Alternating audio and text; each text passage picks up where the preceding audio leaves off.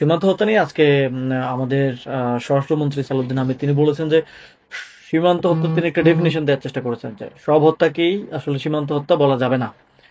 তো এটা খুবই মানে তিনি বোঝানোর চেষ্টা করেছেন যে যারা বিভিন্ন অপরাধ সংগঠিত করতে বা মাদক আনতে বা হচ্ছে চোরাচালানের জন্য সীমান্তের ওই পারে যায়, এটা বাস্তব যে অনেকেই যায়।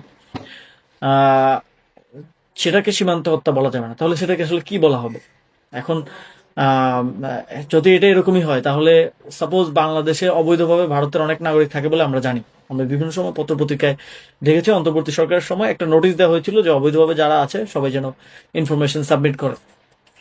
তো তাহলে তাদেরকে কি বাংলাদেশে ভেতরে গুলি করে হত্যা করা জায়েজ? বা পৃথিবীতে বিভিন্ন দেশে অবৈধভাবে বাংলাদেশের অনেক নাগরিক থাকেন, আপনারা জানেন যে প্রবাসী বিভিন্ন দেশে অবৈধভাবে অনেকে থাকেন, অনেকের ভিসার মেয়াদ শেষ হয়ে যায়, অনেকে জানো অবৈধভাবে। তো তাদেরকে কি সেখানে গুলি করে হত্যা করা জায়েজ? জায়েজ কিনা এটা তো শুধু মানে যদি পলিসি হয় তাহলে এটা তো সব দেশের ক্ষেত্রেই হওয়া উচিত, এবং বাংলাদেশের ক্ষেত্রে এটা জাস্টিফাইড হওয়া উচিত ভারতীয় যে কোনো নাগরিককে এখানে গুলি করে মেরে ফেলা। তো আহ, এইটাকে যে উনি জাস্টিফিকেশন দিচ্ছেন যে এটা এবং ভারতে যারা মানে সীমান্তে যারা হত্যার শিকার হচ্ছে বা সীমান্তের ভিতরে, ভারতের সীমান্তের ভিতরে বা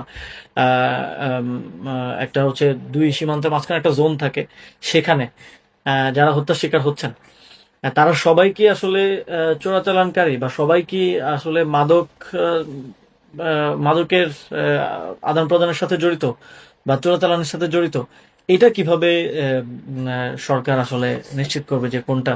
তো এই বিষয়টা নিয়ে আমার মনে হয় আরো স্পষ্টতা প্রয়োজন। এটা একটা দায়সারা বক্তব্য বলে আমরা মনে করছি যে সীমান্ত হত্যার বিষয়টাকে তিনি রংলি অ্যাড্রেস করছেন।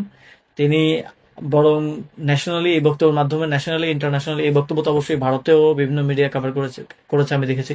ন্যাশনালি ইন্টারন্যাশনালি বাংলাদেশের নাগরিকরা যে কিলেবল, বাংলাদেশের নাগরিকদের যে নাগরিক মর্যাদা নাই, এইটাকে স্টাবলিশ করছে। এবং এই বক্তব্যের মাধ্যমে তিনি বিএসএফ কে আরো উস্কানি দিচ্ছেন এবং জাস্টিফিকেশন দিচ্ছেন যে তোমরা যেটা করতেছো আমরা মনে করি যে দ্যাট ইজ নট রং, মানে হলে আমরা এটাকে রং মনে করি না। এই মেসেজটা দেওয়ার মাধ্যমে কিন্তু আপনি সীমান্তে বাংলাদেশের জনগণকে আরো বেশি ভালনারেবল করে তুলছেন এবং বাংলাদেশের যে নাগরিকদের যে নাগরিক মর্যাদা সেটাকে অনেক ছোট করা হচ্ছে।